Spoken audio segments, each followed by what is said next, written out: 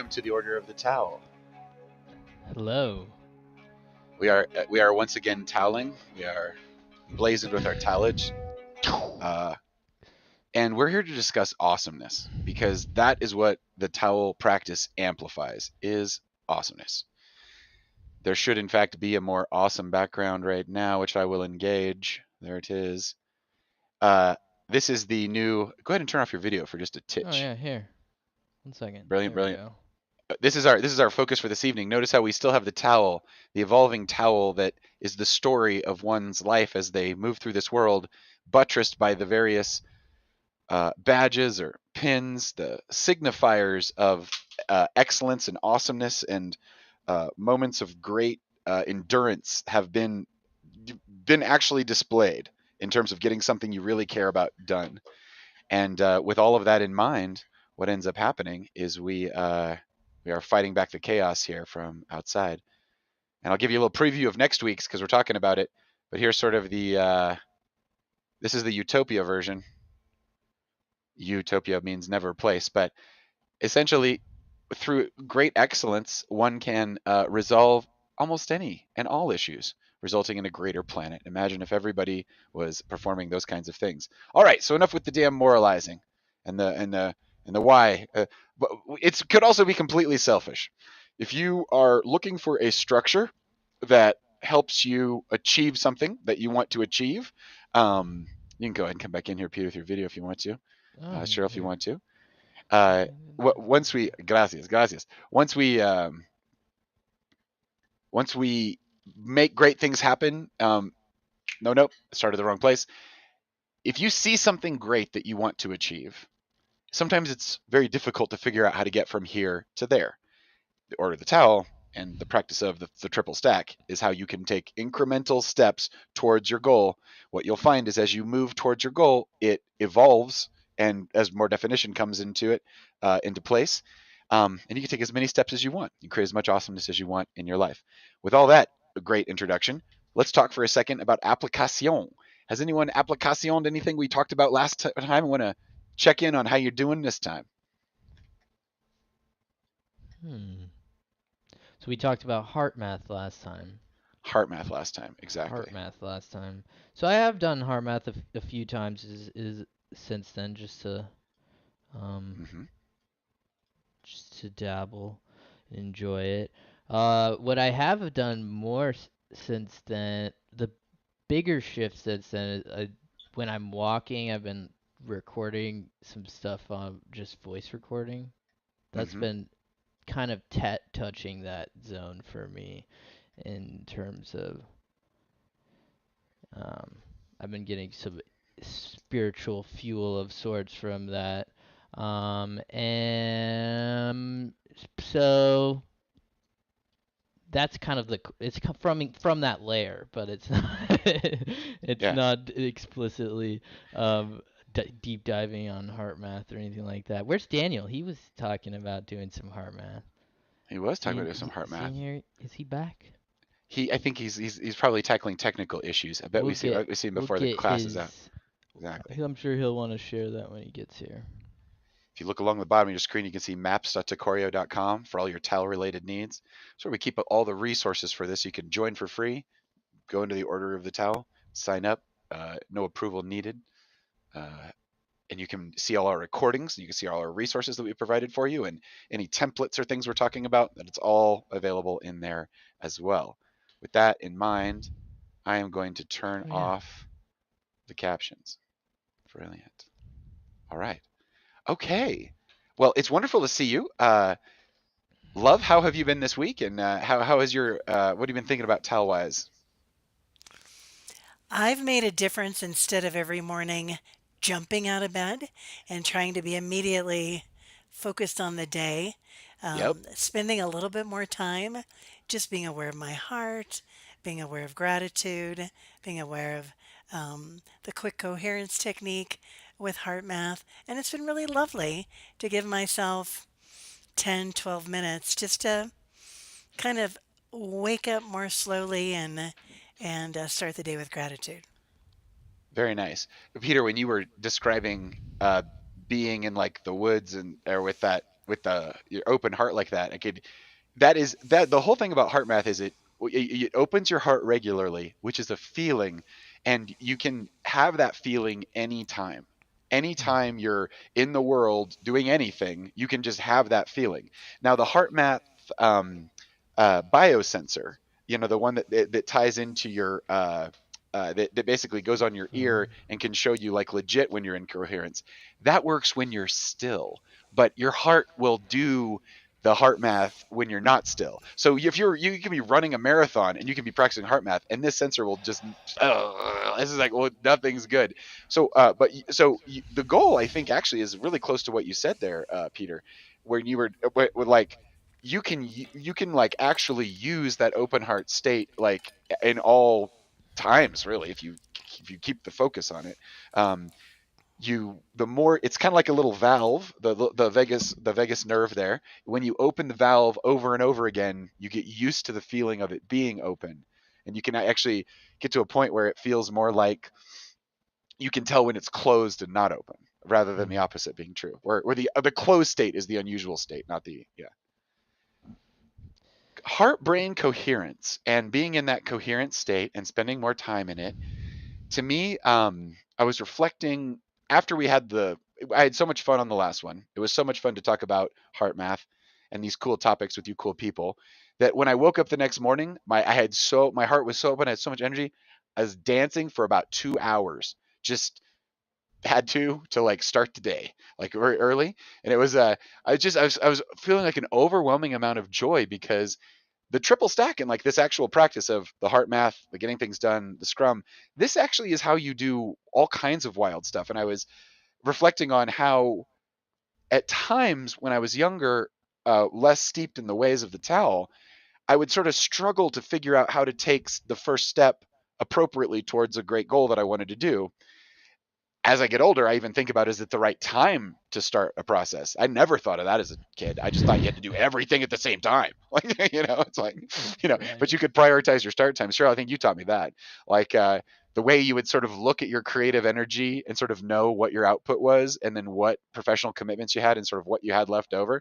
I saw you Right. perform discipline on that in the favor of the stuff you had committed to previously so many times. And I was just like, yeah, I tend to like throw everything at the wall and see what sticks.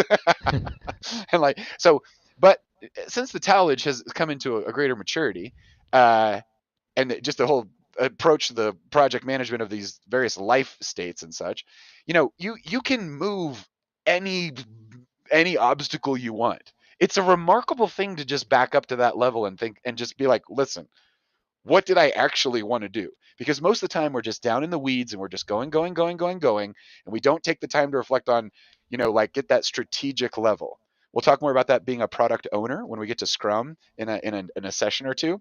But for tonight, we're talking about social intelligence, and with the social intelligence is the other side of the coin that Daniel Goldsman always saw when he was writing emotional intelligence, or and so emotional intelligence and social intelligence are two sides of the same coin.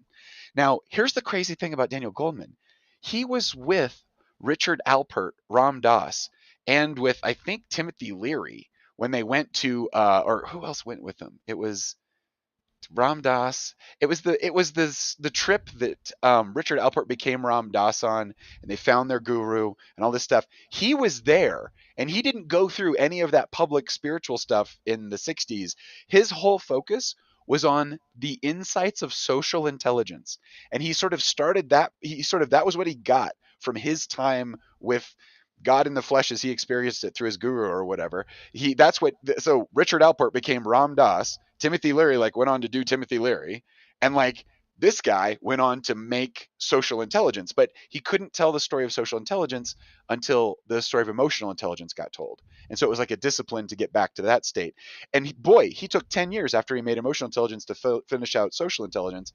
And social intelligence is there was a lot of science that happened during that time, and this fMRI, fast acting magnetic resonance imaging, where you can essentially look at the individual the blood flow in the brain, it's a highly accurate way to see what areas of the brain are active when different states are encountered. And so one of the biggest things about social intelligence is that um, you can watch the neurological process happen inside of someone when they connect to another person. And that's the basic one of the basic insights of the book is it's called looping. And when that happens, it's something like 52% of your nervous system lights up. And it doesn't light up until there's a human face in front of you and you feel like it matters. This person matters. They're a real person. And so tonight what we're going to do is we're going to look at what it means. We've now looked at what to get into the heart mind connection. That's like an internal thing. This social intelligence piece is very important because it's how you get in touch with everyone else. And once you know the trick of looping, it's very simple. You look another human in the face in the eyes and you see them and they're real and they matter. It's not a random experience that you're having. You are engaging with another you. It's kind of the thing Christ was talking about in terms of love your neighbor as yourself, like the whole what does that, how does that actually go forward? We're going to get into that a little bit this evening. We're going to Listening. active listening. Is that even more healing? How would you expand the list? Yes, listening to the other person and I think that's having your technology put away, having your whole attention on them, and really feeling what they're feeling, like letting empathy take over and take a ride in their car for the day, for the week, for the month, but like be them for just a beat. Because even your worst enemy, you will improve the interaction through this moment you've taken. And if that moment expands into words you shared with them, it means a lot to another person to actually have another person understand where they're coming from. Just that. And so this is how you act. This is how you do it. I've been thinking a lot in the last like 2 years or so about what it means to be in this online thing. I got 4 of us here. We're like the Brady Bunch. We all got our little squares, Your square is actually upstairs in my house. Your square is in another state. Your square is in another state. It's like, but we're all in this room together, right? It's like, okay, I ask myself, are we in this room together? What do you think? Do you feel like you're in this room with me? Definitely. There's no other rooms that are more important, right? Well, I'm really not thinking about the other 2 rooms over the room over there. Well, that one's on fire. But like, no. Yeah. Just kidding. But Daniel, what would you say? Would you say, do you feel like we're in it? We're in here? We're in this place? I don't want to make it too complicated. Absolutely. Yes, I could see how that can be a thing. I think it's easier for people who spend. Go ahead, Cheryl. I don't want to interrupt you, Peter. No, I mean it's. I mean, my whole gig all day long is one person after another on Zoom. Yeah. And I'm looking into the camera and I'm connecting with them and I'm asking for God's presence to flood through both of us so that we feel loved and held and safe. So I practice that. I mean, it's real for me. It's not contrived or poppycock, it's real. And so consequently, it's easy for me to turn on right now because I'm already in it. Well, what I would say is that if we got you in a fMRI, then if not all 52% that's lit up when you see another human face, as is outlined in the science of the book, some percentage of that would be lit up. And it's that same sense of you're with the person, and it's an activation of belonging. You can tell where you feel like you belong because it's the place you can be, right? So sometimes there's cultural rules or norms that, in this group, you've got to be doing X or you don't belong. Or in this area, you have to do this, you don't belong, or whatnot. It's just this is like the shame circuit in the brain and the in-group, out-group kind of stuff that we've all experienced a lot of being involved in various military-grade psyops on our domestic soil here in America.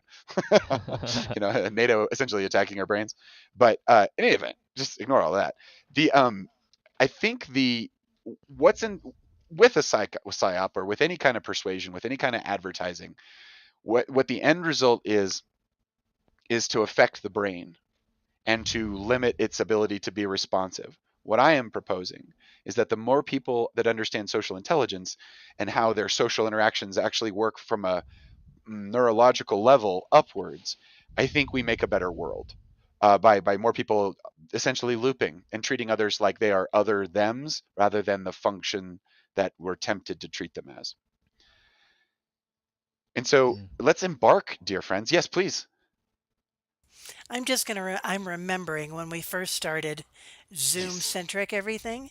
And I Uh-huh. remember you saying that one of the hard things about Zoom is it's not pixelated enough to be able to pick up the The micro micro expressions. expressions as they pass across the face. And so our ability to really read another is somewhat handicapped. So I That's think right. about that.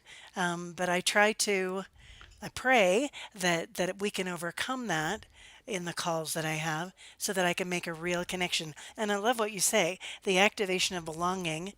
It's a place where you can really be underlined. Yeah, Yeah.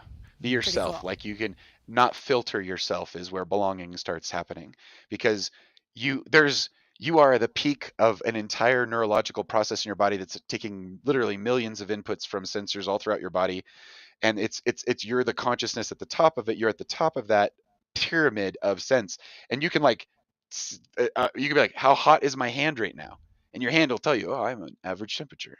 It could be hot or cold. You touch something hot or cold, and those sensors are always feeding in the information, and the software in your brain is filtering it out, right?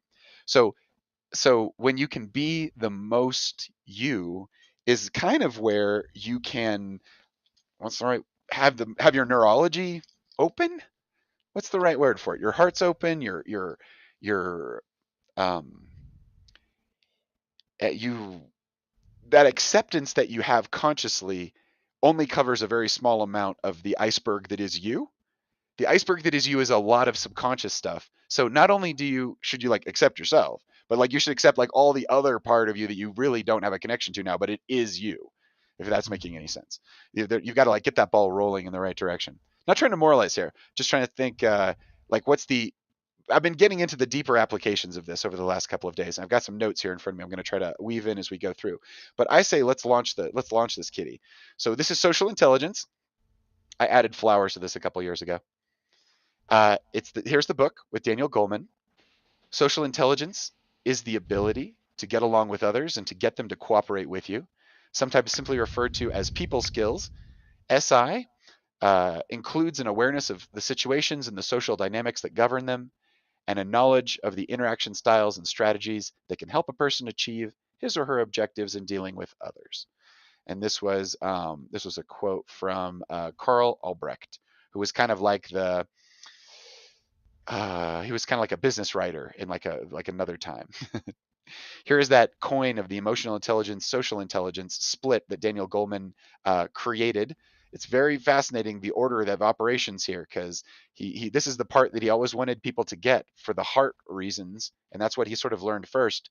But this was the part, the emotional intelligence part was the science of kind of personal, like what's in it for me, and then sort of because your EQ, I mean, it's about social awareness as well. You can't really divorce it from that.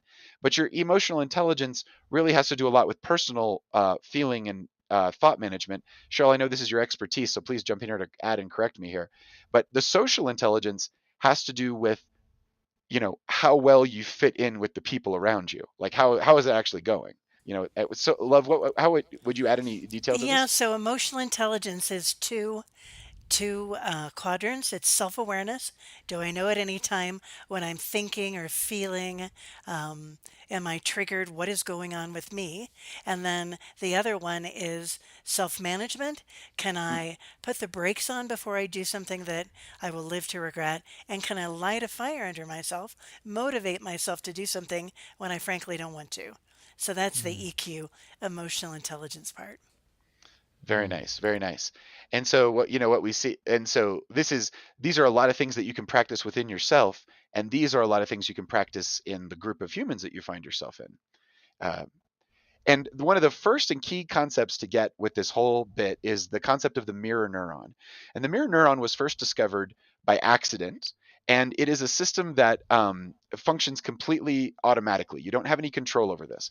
By being a human, you have this system, and it's the reason why you can speak a language. It's the reason why you can tell depth and edges and lines and color. All that stuff had to be learned in your brain, and mirror neurons play a huge role in this because they are connected to early childhood development and the process of downloading the operating system from your parents, specifically from your mom more in the beginning, and then from any adult that's in your space. The accident where it was discovered was this monkey was having an operation, and they had a little sensor put on the brain that showed when this one kind of neuron they were trying to learn about, which we now know are the mirror neurons. They put a little sensor on it, and I believe the way that the story goes is that they were doing some experiments with it, and then they had a break. And during the break, the uh, scientists go and they get their lunch or whatever, and then they go away, and one of them comes back and has like a cup of ice cream in my memory of this thing, and and and is eating the ice cream when and the monkey sees him eat the ice cream. And what they found is that, like, when the monkey eats when the monkey eats, it activates this region, but also it activates the region when the monkey sees someone eat. So all the way down to our most primal, who's eating and who's not, we our brains play back the experience for us like we're eating. And that's the key of the mirror neuron. The mirror neuron lets us essentially have an experience we're not having. It's when you're the hero in the movie and you're in the car and you're going fast and your heart rate goes up when you're, oh god, and you're excited or whatever. That's activating the mirror neuron system. You've been in a car before, you've been under stress before, you've maybe even driven a car fast before and felt the excitement of that or whatever. You because you have sort of enough memory. You can't do it if you don't have the memory, but if you have enough reference point, you can then put yourself inside the car, and then you're there. uh, that This system, the mirror neuron system, is huge for learning because, and when you think about, like, how you learn something, we tell people in school that you learn by reading a book, or by understanding the concepts. But in my experience, you really only learn it when you put it into practice, either yourself, and that's a project. And a lot of times when I was teaching in college, if I did it in front of people, way more of my students would actually get it if you could demonstrate it. So it was always hands on, and it was always demonstrating as much as possible. But that uses this mirror neuron system. So here's some experience here. Let me maximize this. All right, what's happening here? Can you feel anything when this guy gets crushed by this horse? Can you feel your head hit Happening the over pavement? and Can you feel the over weight of again. that animal? Can you feel like how much that's going to hurt when that your leg like kind of pops over on the side there, like, and that the anxiety of the horse as it does this? Thoughts here? I mean, I can if I try. I don't inherently. You don't I'm inherently. I'm a Okay, I'm a Yeah, little it's not a go ahead. numb passive to thing that it. takes place, at least, like, Numb 'cause I'm to not it. attached to him any. Well, I've seen it 7 times already. No, that would be in a You mean the lot of loop? The pain. loop desensitized yourself? Right, right, Yeah. right. But what I'm hearing, Peter, is that you have a filter you can turn off. Cheryl, what was your Right. experience like with that? Can you turn it off? Can you stop it, or do you just hear? Is that guy getting sat on every time? Like, And I couldn't turn it on. It was just cringe, cringe, cringe, Yeah. cringe. cringe. Yeah. Okay, Yeah, I'm okay. thankful. I'm thankful. One thing I am thankful about with from Twitter is it doesn't just blast random things at you as much as Uh some of huh. the other platforms do. It keeps you in your lane a little bit more unless you venture out. Because yeah, on Instagram I'd get random videos of people getting blown up or something like that. Right. No, no, no. The stuff Just that like out that kind of of left, stuff will or will just really like desensitize you. angry, like just get promoted angry like cop videos or something like that. If you just Yeah. like you sit on that for 30 seconds, you're just like, oh yeah, there comes the heart rate. Yeah, yeah. Totally. Well, let's try another little experiment here, and let me invite you to feel This what one I feel. can you feel? Okay, feel it. Just let yourself feel it. Yeah. Feel the slap of your head against the concrete. Feel the missing step. Feel the Yeah, gravity I can change. feel that. You can like This turn one it is on. definitely Let it be different. on. Let it That turn one, on. that one hits closer to home. This Yeah, one total. hits way Okay, too close to home. way too close to home. Okay, great. Okay, so we're gonna turn it off now. Okay, Please. so yeah, okay, uh, that is your ability to let somebody be hijacked, to be taken over by the feeling of what you're doing. Now, imagine, Peter, because I have the same experience. Imagine you're on Twitter and you're and just like and there's like, oh, horror, terrible, death, da da da. Those are there's a I know we all talk about it, but those emotions are real because the hormones that your body produces when you feel them are real. And as we know from last week, you can have those hormones can be there for like up to 12, 14 hours later. You can see the echoes of these things. So whatever doom scrolling has happened in the last 12 hours in your life is probably still around in some corner of your heart, in terms of a biochemical kind of thing. That's all I'm saying. It lasts for a while. Yeah. All right. This is the system, but here is a let's put it to use now. Okay. Have you ever Nice. played basketball and shot a hoop? Yeah. I mean, yeah, Totally. Love, have you shot some basketball at some point in your life? yeah. God, decades ago. Sure. Decades ago. Okay, you only for the mirror neurons to really work, you just have to have the experience of it. But here's the really funky thing about this video here. As you're watching this gentleman like size up the distance, like control his arm, give the shot, like let it fly in the air, and as everybody is online who's watching this thing, you are actually getting better at basketball. And that was one of the insights from the book is that let's say that you have a score on Super Mario Brothers. That's your score. You just 10 games, average the score. That's your score. It's kind of in the same range, right? You play it. The first level of Super Mario Brothers. Then you watch the world champion speed human do it, like in a super like in a faster way, and you don't touch the controller. You just watch, but you have some kind of experience of the game. You actually get better at the game by watching it happen. Really, So just by watching, not by be imagining that you're doing it? That's Mm. fascinating. passively watching it happen on the screen. That's new And research. when I read this book years ago when I was teaching this in college, I was thinking about these were the stats for the time that Twitch was the most popular entertainment for 18 to 25-year-olds. This is pre TikTok. It was the fourth largest peak of internet traffic. This is a while ago, and yeah, this was Ninja, who was one of the more popular streamers at the time, streaming, and that was the result of the science that you could the studies that I was reading was that their score got better, your time got quicker. All you had to have was the reference point of it, like some sense that it made sense to you in a way. Like you were like, oh yeah, yeah. If you're like emotionally involved in something, it's making sense to you. Peter, when you mention that, what I think about is how much do we desensitize ourselves to it? And what would it be like to open up the digital frontier of your life to having only like warm experiences of like gathering around the hearths of like other fires of humans you care about, and they share stories with you, and you take away knowledge, and you there's this thing that could happen online. It's not a utopia because it could happen where it would mirror a golden age of human small group interactivity. Like Yeah. like when that karma method we were talking about on the bowling league the other night. If like everyone was engaged with the people on the screen and not like zombified, I get It's I, very I, easy to be zombified. That's where the money's at. So whew. I was speaking of the money. extraction brigade is out like for your attention so they can monetize it. Um, Yeah. Yeah, totally.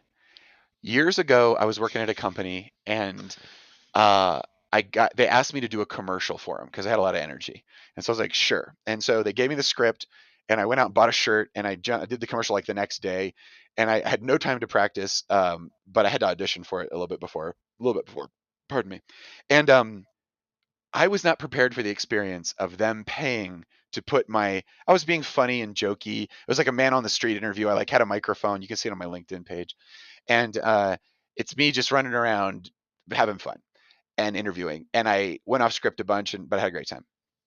Okay. They showed that ad in the markets where they had this school that I was working for at the time.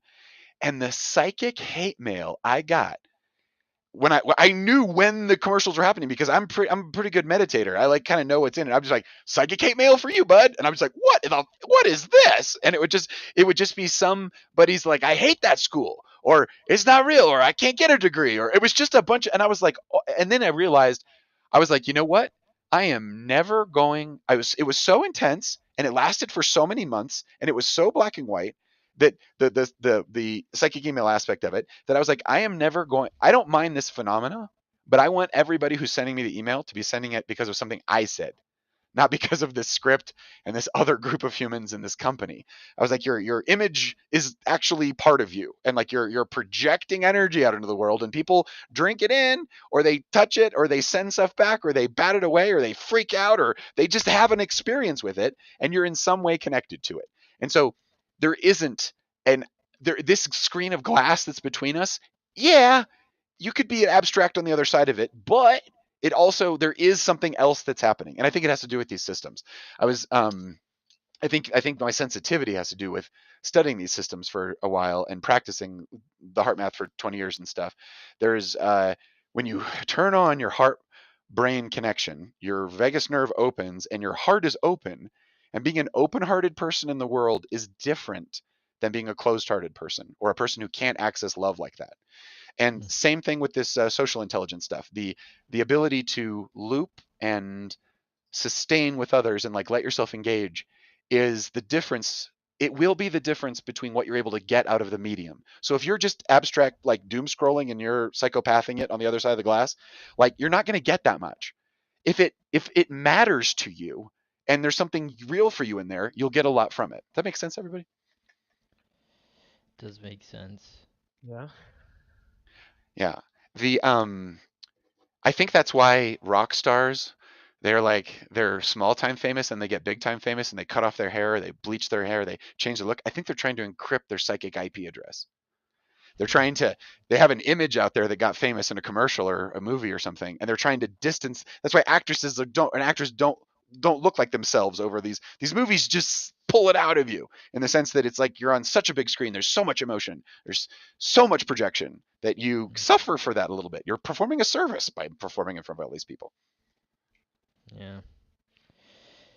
Yeah, well, part of so this is branching off from mirror neurons. Was that the last place we Mirror were? neurons. Yeah, so Exactly. when you listen, when you're talking to the person across from you, Hmm. they're telling you a story, or they're Yeah. telling you about how their day was today or whatever.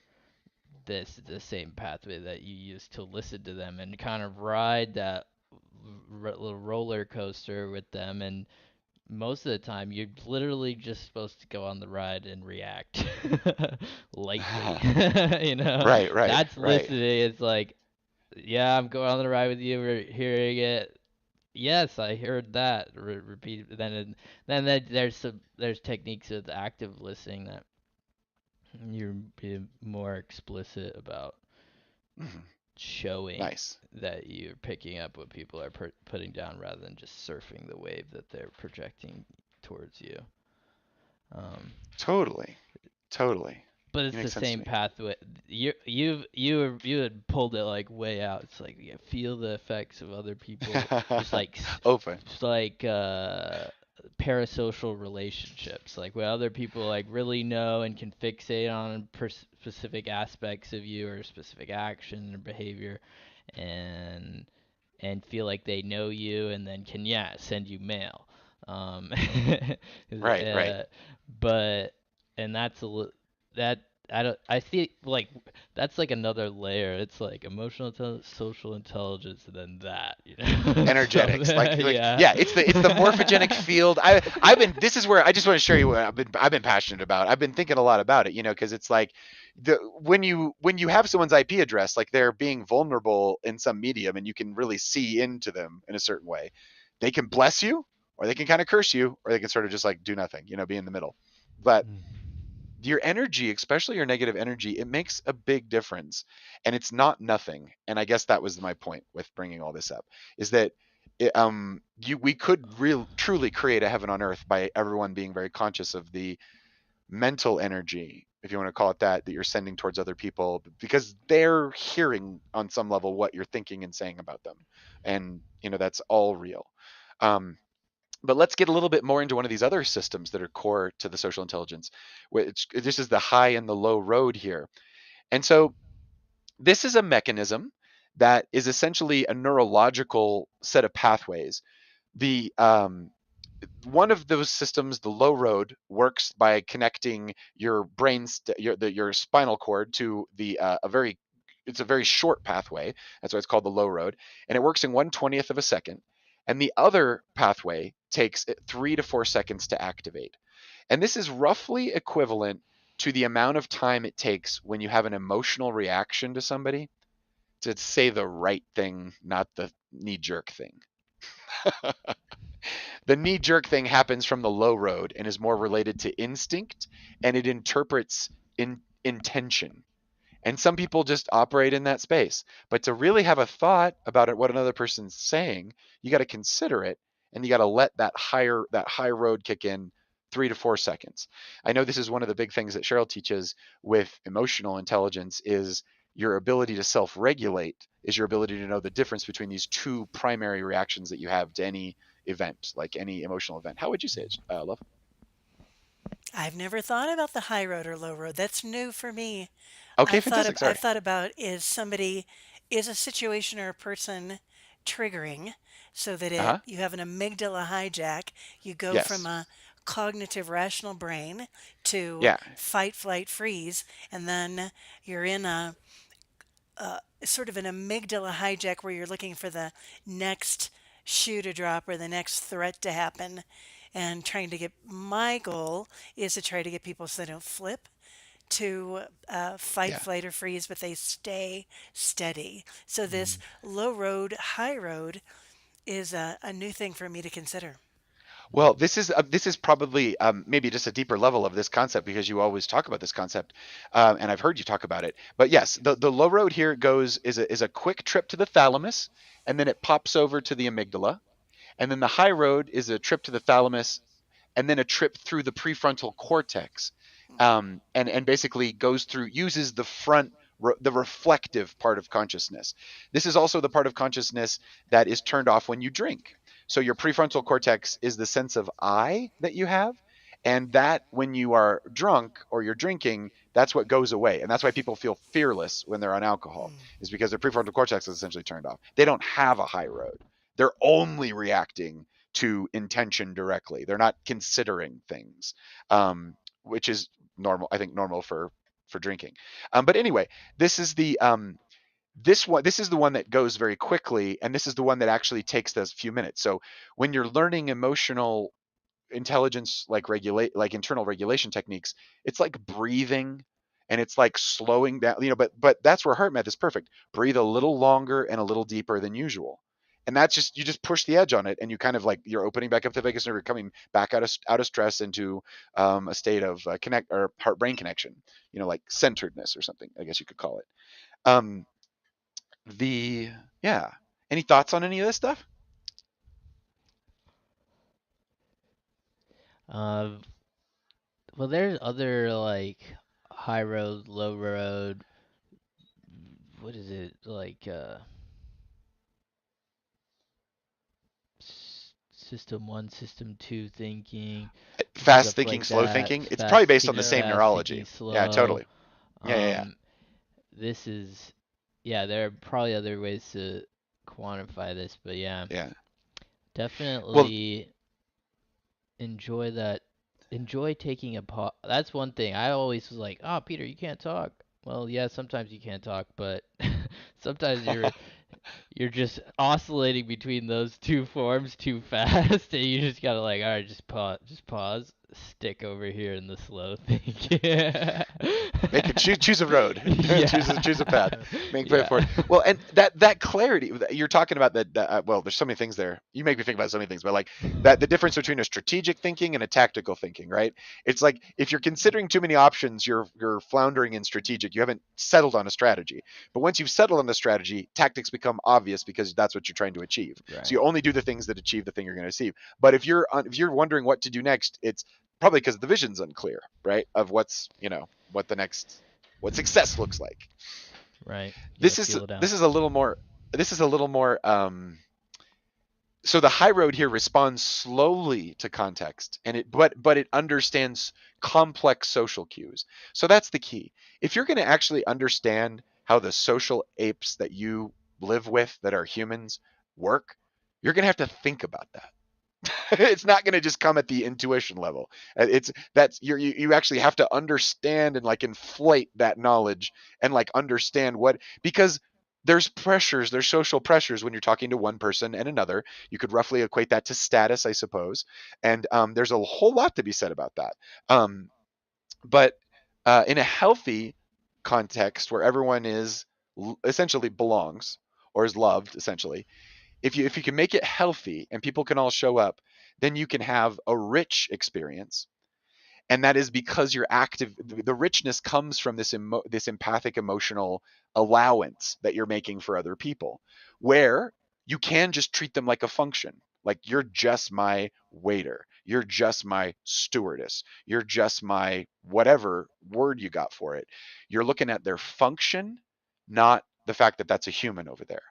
And we'll get to it eventually here, but we have there was a philosopher, Martin uh, Buber, who said, that's going to be one of the serious reasons why society collapses, is people are going to treat each other like the things they can do for each other, and not the people that they are. That the heaven state is the open-hearted state, is the state of being connected to people meaningfully through work or projects or whatever have you. But like, it's something, there's glue there. There's a good reason for it being there. But let's move forward on these concepts here. So that the high road and the low road is the system in the brain that's actually processing micro expressions. So this is a Quentin Tarantino actor, was it Tim Roth, and this is him showing sadness, which is drooping the upper eyelids, losing focus in the eyes, pulling down on the corner of the lips. Anger is the eyebrows are down and together, the eyes glare, and you have a narrowing of the lips narrowed. The teeth play a huge role in this. Contempt. The corner lip is tightened and raised on one side of the mouth there. Then there's the disgust circuit, which is huge for communication. We tell each other a lot by what we don't like. Your nose wrinkles, your upper lip gets raised. There's surprise, where the eyebrows are also raised, the eyes widen, and the mouth opens. Fear. The eyebrows are raised and pulled together. There's the pull together. You raise your upper eyelids, the tense lower eyelids, and then you also have your lips slightly stretched horizontal back to the ears. So in any event, there's 43 independent facial muscles that are getting interpreted here in this process.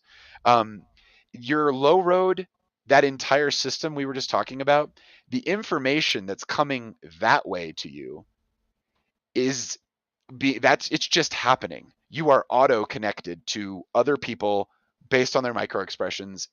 When they're having little reactions, your nervous system knows that that's happening. You're not overlooking it. You're noticing it.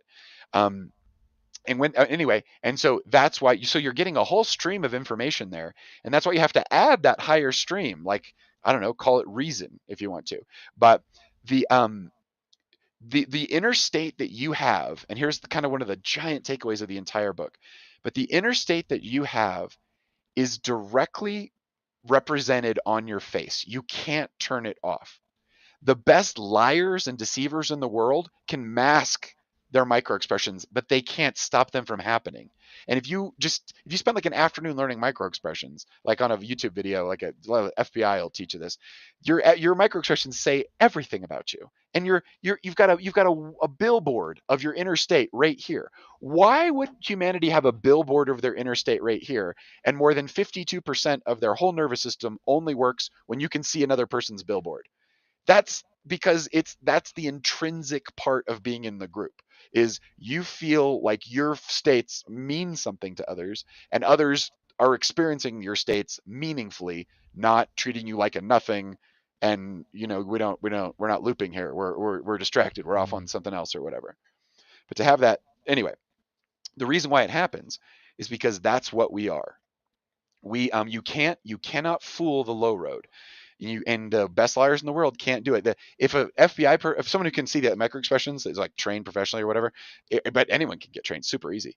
Um, you will note when someone's giving you micro expressions, and you can tell a lot about if they're being honest with you or not through that method. And you can also tell if they're masking them. If they're masking them, you're like, whoa, whoa, whoa, whoa, whoa, whoa, big red flag here. Because there's an intentional effort to tell you something that's not just naturally coming to their face, or whatever. And so why all of this? Because it's super important. The people that survived Darwin pressure on evolution, the people that survived our ancestors were the people who could do this well. They could communicate within their in group very tightly, and they were essentially masters of this next concept, which is rapid emotional transfer and contagion. Inside the in group of social primates, rapid emotional transfer happens, and essentially your brain is wired to receive the signals from other people so that it can closely coordinate like hunting activities, and it can react to threats more clearly. So like here's a picture over here of this happening, and some people are legit react are actually watching the bat coming their way, but how do all the people react at the same time, even if they're not looking? And that's what you're seeing here. You're seeing the people. This guy is like, it's the bat's not even, the entire group reacts at the same time because we're doing this like all the time. And so, if you're in a hunting party and you're out on and you're hunting, and so one of the people in your party at the edge of the thing has a feeling, that feeling is transmitted very, very quickly in fractions of a second through the whole group. Everybody reacts at the same time. Well, now that poor buffalo or the in this picture isn't fighting one person, it's fighting an organism or like a swarm. And it's very similar to how the nervous systems in birds flock together, that or fish schools coordinate. It's a very automatic system that you just cannot turn off. And it can be manipulated. Let me give you a couple slides on that. So social contagion, here's an experiment in it. So you have two groups of people here. They're going to meet to make an important decision, and the decision is there's a big pile of money, call it $100,000, and you're going to split it up based on a set of employees and how they've contributed to the whole thing. Okay. One group, when they walk away, they feel great. They think this whole process is awesome. Another group, they feel super distressed. There's a lot of tension. There's conflicting agendas, and there's just the whole problem there. Now the experiment was having a confederate, having a person who was a skilled actor who was placed into the group. And in the first group, the actor was upbeat and helpful, and in the second group, they were downbeat and confrontational. And then the group members, the takeaway is that they felt upset or not upset based on how the actor acted. So it wasn't even it wasn't even a percentage of the group that was doing this. It was literally just one person and one person's behavior affecting everybody. That's how important this stuff is to us, and it affects us subconsciously a lot. The the the one of the cool parts about this is that the chemistry of everyone we interact with is being impacted by our chemistry through this system. So, does it matter what you're thinking and feeling right now? 1,000%. Because everything you're thinking and feeling is going out to the people around you. The insight from the book is that most of our moods come to us via an interaction with other people. So we're interacting with others. That's where most of our mood comes from. Um, and that the feelings that pass through a group, it bias how its members process information. And so that biases the decision that the group members make. And so that's got to be one of the that's so important. If you're making decisions at work or in any group, what's the emotional feeling about this happening? What's the it matters. It matters a lot because you're only going to get the positive benefits of the group by people feeling like they can be seen and belong and they're known. And that's a very now at work you got to be expeditious and you got to actually get the work done. It can't just be psychology at work. So you got to can't let just process your way to glory. but the but it's worth it to know that that's happening and that every member of the group is actually influencing the group. And so decisions made with small numbers and not everybody in the room are different decisions. That's why it's probably some of the roots of democracy and stuff. Anybody got thoughts or feelings on this stuff? Hmm. we got another concept here we can jump into too. Maybe let that one cook. We got some looping going on here. Looping is the core mechanic of the book. And the book basically, the loop is the feedback between two brains where each brain is sending and receiving signals. So it's very synonymous with the feeling of being known. We're drawn as people to create this kind of brain to brain link up when we interact with other people. It's like talking to a person and the joy that just simply comes from that. There is a lot of natural synchronization when people are looping. Your the way your hands, your arms, your head is held will be connected to the other person. You'll synchronize naturally with the other person's stance and body because you're cooperating. You're essentially entering into a group with them. And the main insight there is that we are meant to connect this way. That's how our brains are actually wired to do. So the book goes on to describe a whole area of study that talks about how people learn language. And the insight is that all babies and mothers, regardless of the language that they're brought up with, they speak babyese the same. It's almost like the boot loop for our human nervous system is universal. So it's, how are you doing? Do do do do do do do do do do do when you're speaking babyese, you know how to talk to it, and a baby, you'll get a baby's attention, and the baby will start like looping with you. It's kind, it's playful, it's high pitched, it's gliding up and down symbols, and a mom will usually physically interact with the baby at the same time to like emphasize what's happening, like pay attention, pay attention. And a baby who gets this treatment, especially in the first year of their life, dev- starts and boots this system and starts the process of downloading what it all means from mom and dad or whoever's in the environment. They had orphanages in World War II, from the book again, that whole towns were destroyed, and so there were all these babies.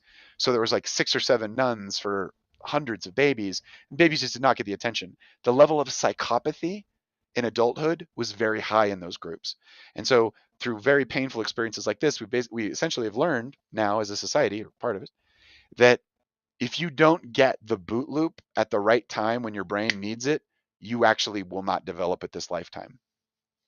Um, Cheryl and I, we were in a uh, we there's a person that I'm going to talk about. I'll call him Mr. Tittles. I won't expose his privacy, but he was a friend of mine, and we were ministers together. And we got to be friends, and he basically told me after many years of getting to know him that he was a true psychopath. And that he didn't have any sense of empathy for others. He just didn't have the system. And in his heart, there were two switches, and it was just as easy to have the switch in one position as the other. And that's kind of what freaked him out when he got to have friends and meet people. He most of us will just put the switch in the position of benefit or empathy for others, like you're working for them, with them, you're part of the group.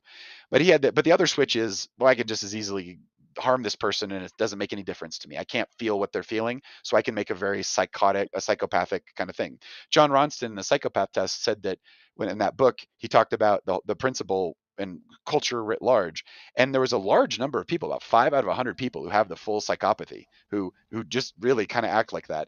And they were unnaturally promoted to high levels of positions in corporations, because if you're just like pulling the trigger on like populations as a corporate executive, sometimes it's easier to do it if you have no morals. And that's why like good regulation is important, because you want to emphasize the best qualities in humanity in your society, not just every quality. Because it's like if you're doing a business deal with someone and you're just like, oh, do you like this person? I just got a gun. I'm gonna kill this person unless you give me what I want. Of course, you give them what they want, but you can't have that. That's crime, right? And so you're not trying to emphasize every single impulse in the world. You're trying to emphasize the good ones. And so you don't want people of good character and good heart competing with true psychopaths for the same marketplace, because guess who's going to win? It's like it's always going to be the person who can cut the road the lowest in a certain way. So anyway, my friend Mr. Tittles, he he just had this switch where he could just as easily take your life as bless and love you, and it was no difference to him. And so as a principal, as a person who some kind of conscience, he put the switch in, I'm going to love everybody over the top. And so he overdid it. When we would do communions or anything, he was always just like over the top loving, but it was great. He was a wonderful person. He was always working so hard though, and he just decided that that's how he was going to do it. But but he grew up, lost his parents very early, basically. at age 5 or 6, he was making life or death decisions as a drug dealer on the streets of the town he grew up in, and he had a lot of violence around him and a lot of trauma early on, and so he just never he was alive because he didn't care in a certain way, and so it was like truly turned off in him, and it was very spooky to hear this person I knew talk about it because he really didn't have any control over it. It was really off for him, or it just wasn't present, and I was just like, how lucky to have someone who cared for you as a child that let you boot this system up, because that's where your character is going to come from, and that's where all the good stuff that you do in life that really makes it feel like you're meaningfully connected to other people, that's where it's going to come from. And that's kind of where the book heads to in terms of fulfilling relationships. And there's some science around this, that around the world, your nourishing relationships, they're the single most agreed upon feature of the good life. Happiness and a sense of fulfillment are the best indicators of a good life, and strong relationships are the key to this happiness. Culture to culture, it can vary, but warmth in a relationship is the optimal feature of a good relationship. So what are you looking for in a relationship? You're looking for warmth. And through this process of looping, through just sheer human contact, you'll become vital. The energy that you're missing, or any depression, or I mean, I'm making promises here, but like, if 52% of your nervous system is only active when you pay attention to another real person, then you're only getting the benefit of 52% of your life, which is more than half, if you actually pay attention and care in a certain way. Loving connections are are this key to this fulfilling relationship, and that warmer connections pay off for everybody because of this commutative, transitive power of all of this stuff. So a resonant relationship is like an emotional vitamin. It sustains us through tough times and it nourishes us. So wherever you're getting that resonance of the heart in your life, that's the place where you're getting fed in this regard, and you're really charging up your battery.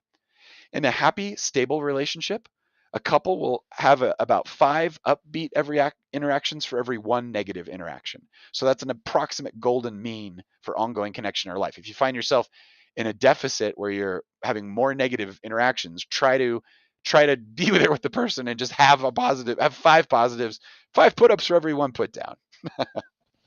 Yeah. The quality of our interactions can be scientifically measured by the degree to which we loop while we're communicating.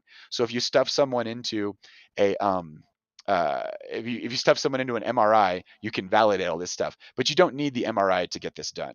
You know when it matters, and you can start to feel when you loop with other people, and you can feel when you're in it, when your heart's in it, and when you really care about other people. I'm just going to clip along here unless you guys stop me, but I'd love to clip along. The toxic social encounters are the opposite effect for us as humans. And so both the positive and the negative states spread like a virus. Through that rapid emotional contagion, we are just at the effect of whatever emotion is happening.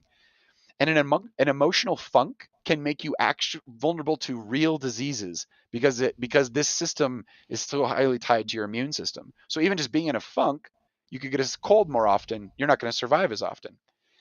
Disgust, contempt, explosive anger, these are the emotional equivalent of secondhand smoke that quietly damages the lungs of others who breathe it in.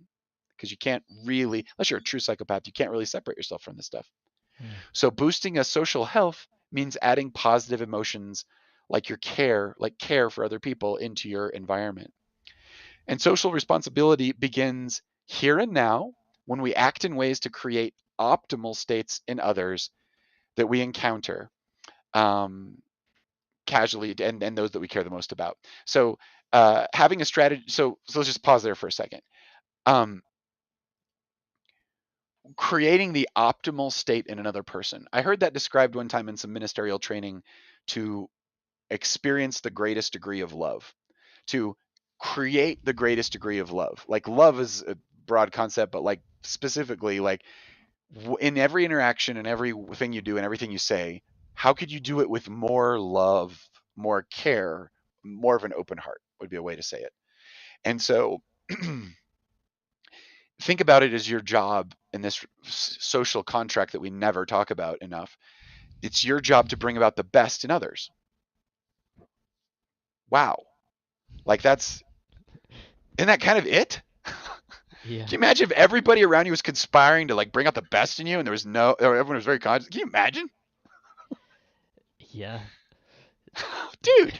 It would be well, it's like you want to not take away from other people, and that's like a bottom line, but you're always going to need to be have some given to you. You're not an infinite well.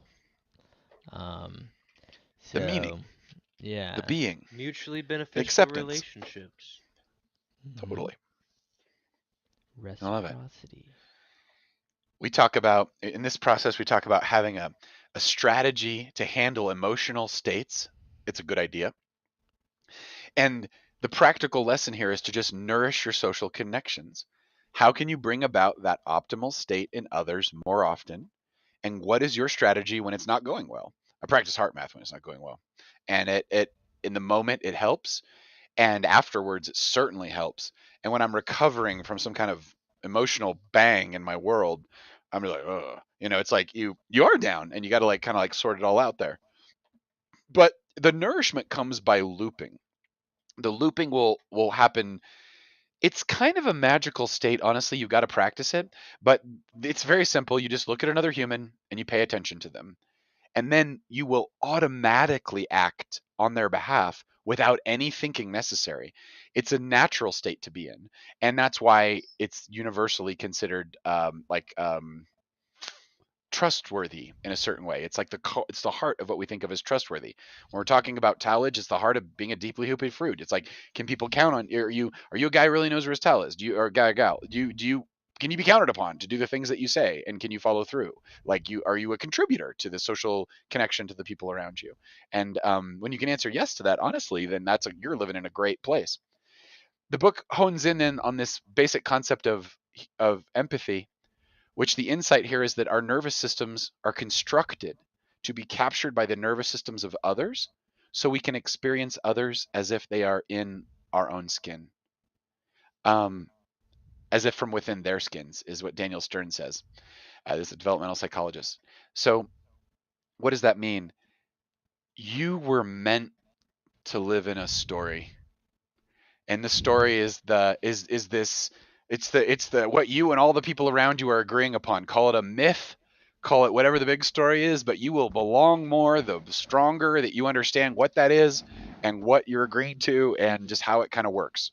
The It's always interesting to experience different groups that have just grown up in a different way or just have completely different practices, because you're still in it with them from a biological level, but like, I was for years I worked with a large number of Mormons who operated this college that I was a part of, in general, because it was based in Salt Lake City and that's got a high Mormon population. And the Mormons, they don't cuss at all. Like a dang or a darn Yeah. is like, I was in a group of adults. And I'd say darn, and as a group they'd all react. And I was always surprised at how the software they had was so synced up to be like, I'm like, geez, they've got some strong religious practices because they're very much in sync. And then I'd be like the black sheep for like using the D word, the darn word. It's like because they, the way people have talked around me since I was born, is like inappropriate in this area. It's very hard to like kind of, be able to like turn the filter off and on so strongly like that. But like, it's there's those are sort of the lived truths of a group, but then they have other things they say they do, or that almost universally, not everyone, but almost all the Mormons I ran into would. Joseph Smith, the guy who founded Mormonism, said don't do Coke, like the drink, so they all do Pepsi or something. Like, it's like an inversion like that. And it's Yeah. like literally a branding difference. It's like sugary water was the intention, but it's like, nope, doesn't count. And it's like, that's the difference between a lived social truth and just something they got on paper.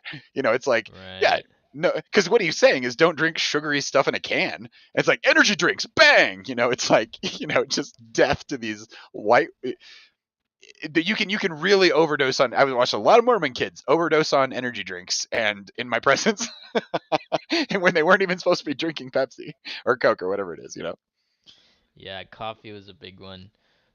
I Mm-hmm. actually like lived practically on BYU campus for a summer Oh while wow. studying for the MCAT. Did that out there. Then you saw that it's kind of a Yeah, all the tutors mhm, were Mormon young adults. totally, totally. The yeah, yeah. The the key here being that to our purpose is that you're going to get this effect automatically. Like you don't have to do anything to get this effect. It's happening all the time like anyway. And so the best you can do is kind of be aware of it, but when you're aware of it, you can take advantage of it a bit in the sense that you can empathize it or you can enhance it, enhance the empathy in this case. So the formula with empathy goes 3 steps. I notice you, you pay attention, there's an actual human there. You have to actually do that step. Then I feel you, and that happens automatically, and then I act to help you, and that also happens automatically. You actually have to break the loop to get out of the last one. If you and that that loop is uh, is the key to you feeling like you belong. So you. It's the time old adage. It's like, who do you help and who do you not help? Like what's the actual layer of that? And I've got an example here for you guys and gals here of the next one here, and it's an experiment in empathy. And so you have 40 people that are studying to be ministers. They're these seminary students, and half of them are given random biblical topics, and half of them are given the parable of the Good Samaritan. And if you haven't read the parable of the Good Samaritan in a while, I'm gonna give it to you real quick here, just a quick refresher. And here we are in Luke 10:25, or yeah, Luke 10:25. Just then a lawyer stood up. Oh, let me get this all. This was the point here, so you guys can see what I'm seeing. Here we go. Just then a lawyer stood up to tempt Jesus, saying, Teacher, what must I do to inherit eternal life? And Jesus said to him, What's written in the law? What do you read there? And the lawyer answered, You shall love the sovereign your God with all your heart, with all your soul, and with all your strength, and with all your mind, and love your neighbor as yourself. And Jesus said to him, you've given the right answer. Do this and you will live. But wanting to justify himself, the lawyer asked Jesus, And who is my neighbor? And Jesus replied, A man was going down from Jerusalem to Jericho and fell into the hands of robbers, who stripped him of his clothes, beat him, and then went away, leaving him half dead. Now by chance a priest was going down that road, and when he saw him, he passed by on the other side. Likewise a Levite, when he was at that place, came and he looked upon him, and he also passed by on the other side.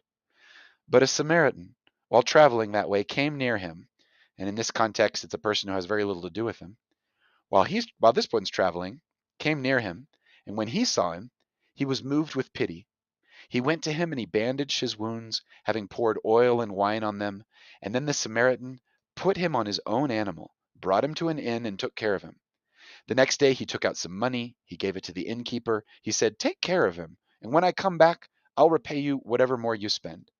Which of these, do you think, was a neighbor to the man who fell into the hands of the robber? And the lawyer said, The one that showed him mercy. And Jesus said, Go and do likewise.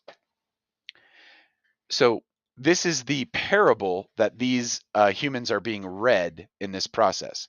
Half of them are getting assigned random biblical text, and the other ones just heard what you just heard. And then the experiment proceeds. Um, the every 15 minutes you have to go to another building to give a sermon, and every student passes by a room that has a man crying out in agony in that room. The students who study the Good Samaritan, who have all these high-minded thoughts and this, they're not more likely to stop. That's the key. 24 of the 40 students passed by the man without doing anything, and only 1 in 10 students stopped who thought they were late to the sermon. But the students who were sent with plenty of time, 6 in 10 offered when they thought they had plenty of time. So this would be an example of, it wasn't what they had on their minds. It wasn't even their intentions. It was literally a function of time. Time itself is what determined if the person essentially pursued the Christian principle in the moment, even at a time when they're practicing to be the leaders of Christian groups. So the taking time to pay attention is critical to empathy. Our empathy is strongest when we fully focus and we allow ourselves to enter into that loop, which only you can tell if you're in that loop. The person you're talking to will be able to tell, but that's kind of the key in it. So that's the power of this loop. Love, you got some thoughts on this? I'm taking it in. That was Oh, amazing. brilliant! Yeah, Oh, great! processing it. Yeah. Getting something Yeah, out of this, I'm same. hearing. That's fantastic. It's nice to have you all here. Thanks. Jump in Nice to be anytime here. when you've got questions here. I wanted to show you how far this goes. This is a study from the New York Times. This is a set of images from one of their videos here. You take a baby, okay? This is how innate this stuff is in. You have a grad student, an underpaid intern behind here who's doing the experiment, and they've got this little slat board where they can move these shape things around. And so you experience a play, and it's so basic. They're not trying to trick the baby. The baby knows there's a human behind there, so they're trying to test these very innate systems. So you have this little red circle. You got this it comes out of view over here into the world over here, and it's trying to get up this thing. And it can't do it. It tries to get up, but it can't get up there. And so it keeps falling back down. So sad. And this little yellow triangle comes up behind it, and it gives it a push up the top. It's a helper shape and color. And then it gets up to the top. Yay! Everybody goes back their own ways. That's the end of that play. And then the screen comes down. Then starts new play. Comes up, baby's watching. Same process gets happening, except now there's a blue square up here, and the blue square blocks the little circle from getting up, won't let it come up, and that's the end of that. And then that's how it doesn't. It never climbs up there. It doesn't share that high place it has there. End of the thing. The baby will choose the helper shape over the competitor shape, and so this ability to understand social cues is innate within us. It's not learning something new, it's using something that's already there. It doesn't have to be taught explicitly to people. The nervous system has to be activated through care and compassion and touch for a baby and baby ease. And that's why it's so important to read to children when they're young. That's a huge part of literacy. They've done these lifelong studies that the kids that get read to, just read them something, have such better outcomes throughout their life because they're just well prepared for the society they're in. But here's another example of it from the same video. You've got this happy kind of tiger in the middle with this ball and these two bunnies, one in yellow, or I'm sorry, one in orange and one in green. And he's playing with the ball, and he's playing and he passes the ball over to the orange shirted bunny, and that bunny loves to play with the ball and plays with the ball and sends it back over to the tiger, and they're sharing essentially. Then the tiger shares it with the green bunny, and the green bunny is like, "See you later, suckers," and gets out of there with the ball. Wait, what? What the monk? What? The baby knows the difference and goes with the orange shirted bunny more because the baby knows the difference between someone who can play and someone who can't. And so the on off switch for this stuff is just, it's very deep inside of us. Um, you cannot overcome it, you can't get around it. And if you're looking for belonging, meaning, and like kind of general social awesomeness, then engaging fully with the people around you is the way through. And one guy that summarized a lot of this up was this is Martin Buber, and he called this the I you interaction, or the I thou interaction, is what the text says. You're communicating with another person, you're open to rapport. You're open to loop in emotionally. It doesn't mean you have to like accept every idea. The mental touches on this, but it's not as important as the feeling. You can be in an open-hearted situation with another person and be disagreeing with them, and that's just fine. You don't have to line up the philosophy of the other person. Almost even in a marriage, the two people have different varying views on how things work in some ways. But Martin Buber said that all real living is meeting. So he was convinced that this was the epitome of a life well lived. The I it interaction is when you're communicating with a thing, you're dealing with just the function. That's the store clerk, the cashier, the waiter, the flight attendant. He said that these kinds of I it relationships threaten the very future of human well being because of technology being able to mediate them so easy. You usually couldn't get away with treating the people around you very bad, or they'll get rid of you. Now you can itify so many people so easily. He warned against the thingification of people because it corrodes the quality of life, and he thought it corroded the human spirit itself. And this was years ago. This was in 2015 when just Twitter was out there. This is pre-TikTok. This is pre-social short form. But think about that technology that we are surrounded with and we're even swimming in this setting. Think about what an interruption it can be. Now, in this case, we're hyper focusing all this technology on this one purpose. And so it's a bit of artistry and craft to use it for good in a certain way. When I was a kid and growing up, I watched a lot of Sesame Street, and it always struck me when it was brought to you by the letter L and the number 3. And at one point, the producers came out and they just explained to the kids, if we don't stick up for this, corporations will not have your back on this, because they knew that corporations were basically psychopathic, and that they don't have this function. So they operate purely on intention, and they do not have this greater reality that all humans have called a heart, that is the key to being involved in the people like around you. And when you boil all that stuff down, I hope I'm not losing anyone out there. Let me stop for a second. How y'all doing? We're rolling in on the last 10 minutes of this thing. We're getting ready to park this plane. I didn't do Sesame Street. What is L and 3? You lost Yeah. me. Oh, sorry. Thanks for asking for clarification. So because it was public broadcasting and they didn't have any commercial sponsors, they didn't have to have any commercials, but they did do commercials. And the commercials would be for letters of the alphabet and the numbers that as a kid in the audience, you were supposed to be learning what those were. And how they worked. So you'd see a commercial for the number 3, and how cool is 3ness? And their point was no one's sticking up for knowledge. It's all cash exchange, and that's what Yeah. the society's going towards. And this was in the 70s, and boy, did they call it like the materialism. Now we just went through Black Friday. Did you guys get sucked into the Amazon app at all during Black Friday? They are just like, here's a million forms of a million types of a million kinds of a million. You probably need more than a million types of things to be happy. It's like, what the willpower to come out swinging with this one is crazy. But like we were saying, the warm human relationships are the only thing in the end that count, and that is what is encoded in the golden rule. So in the golden rule, it occurs in every religion, every ethical system. It's the thing that makes your social interactions work. And without the golden rule, which is kind of the heart of this whole neurology, that's Daniel Goldman's conclusion. Without that, reciprocity in society doesn't exist. There's no reason to talk to other people without the golden rule. It's based on listening and following our social neurology. And this is the way that all of these different groups put it together. Up here in Buddhism, they say, treat not others in ways that you yourself would find hurtful. That's from the Uganda Varga 5.518. Confucianism, one word which sums up the basis of all good conduct, loving kindness. Do not do to others what you would not want done to yourself. That was Confucius in his book Analectics 1523. Hinduism, this is the sum of duty. Do not do to others what would cause pain if done to you.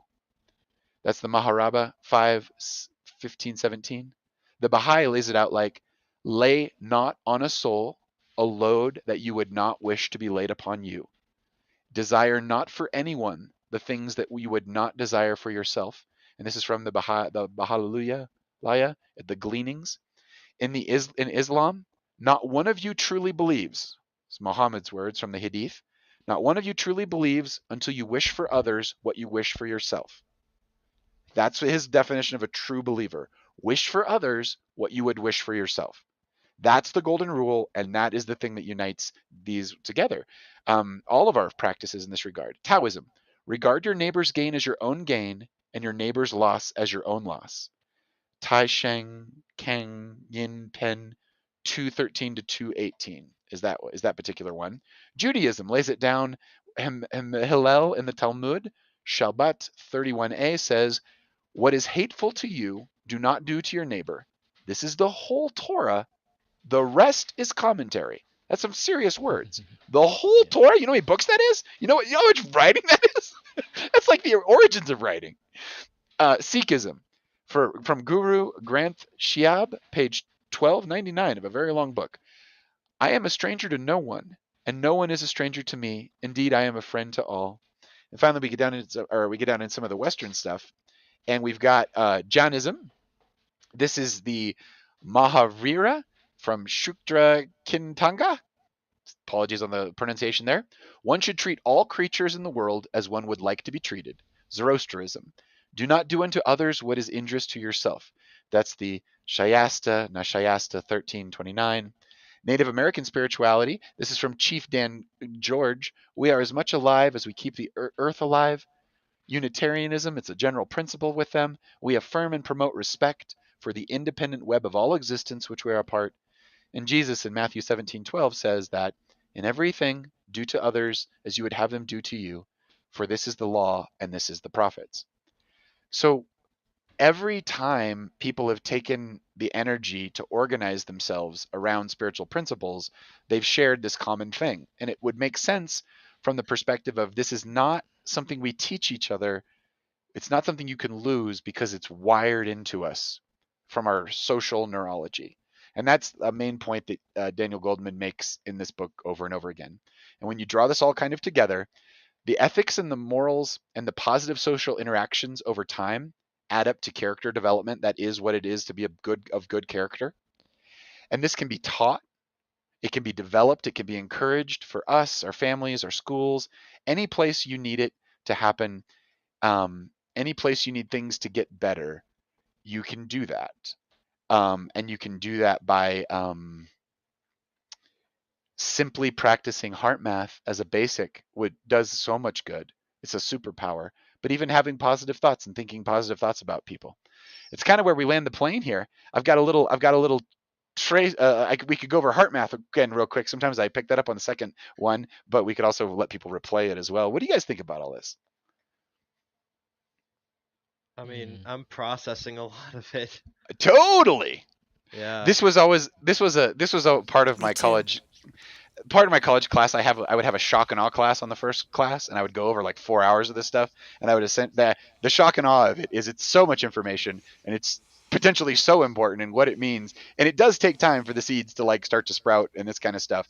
But Yeah. I would use this in my first class as a way to be like, you can actually learn something that matters here. Like, but anyway, it's fun. It's fantastic to use it in this regard with the towel, because we're going to be talking about Scrum eventually, and in the next one we're going to be diving into getting things done and David Allen's how to create David Allen's mind like water state where you're ready for anything that comes at you.